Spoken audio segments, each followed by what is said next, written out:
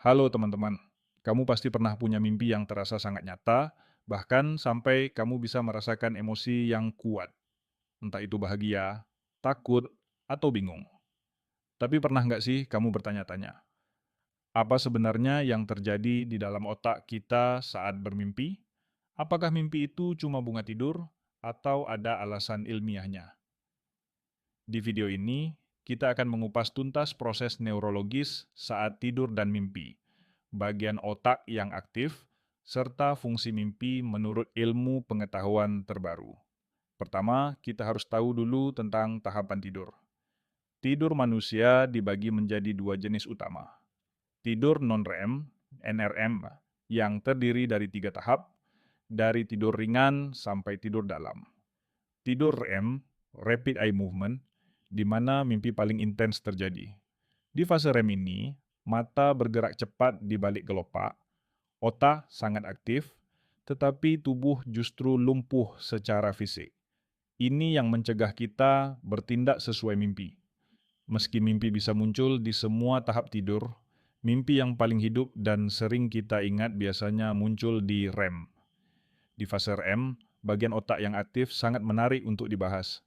Amigdala adalah pusat emosi yang sangat aktif, membuat mimpi dipenuhi perasaan kuat, takut, cemas, cinta, atau kegembiraan.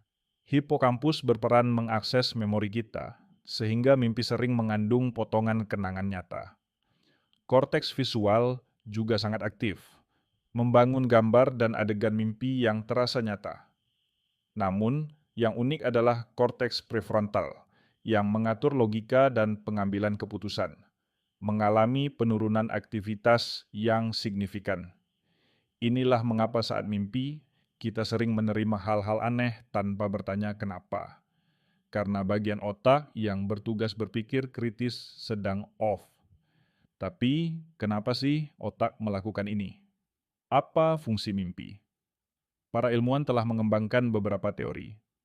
Pemrosesan emosi. Mimpi berfungsi membantu otak kita mengelola dan mengurai perasaan yang kompleks dan stres dari pengalaman sehari-hari. Misalnya, mimpi buruk sering muncul saat kita sedang mengalami kecemasan atau trauma. Konsolidasi memori. Saat tidur, otak menyeleksi dan menyimpan informasi penting dari hari itu ke memori jangka panjang. Mimpi bisa jadi adalah side effect dari proses penyimpanan dan pengaturan ulang ini. Simulasi ancaman. Beberapa teori menyatakan mimpi adalah latihan mental untuk menghadapi situasi berbahaya. Dengan berlatih di mimpi, otak mempersiapkan diri untuk reaksi cepat saat menghadapi ancaman nyata. Penelitian menunjukkan bahwa orang yang sering bermimpi cenderung punya kemampuan problem solving yang lebih baik dan lebih kreatif. Ada berbagai jenis mimpi. Mimpi biasa, yang biasanya campuran ingatan dan imajinasi. Mimpi buruk, yang seringkali disebabkan stres dan bisa mengganggu kualitas tidur. Lucid dreaming, yaitu kondisi saat kita sadar sedang bermimpi dan bisa mengontrol alur mimpi itu sendiri. Lucid dreaming banyak digunakan untuk terapi trauma dan juga eksplorasi kreativitas. Menariknya, penelitian menggunakan alat EEG dan fMRI kini mampu membaca pola otak saat mimpi, dan bahkan beberapa eksperimen mulai mencoba merekonstruksi visual mimpi. Jadi, mimpi bukan sekadar bunga tidur atau cerita acak tanpa arti.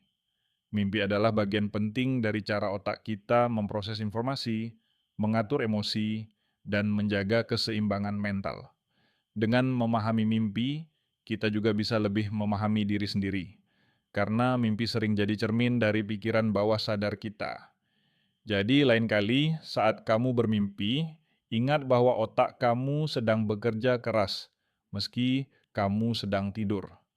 Jangan lupa tulis mimpi paling berkesan kamu di komentar dan subscribe untuk video sains menarik lainnya.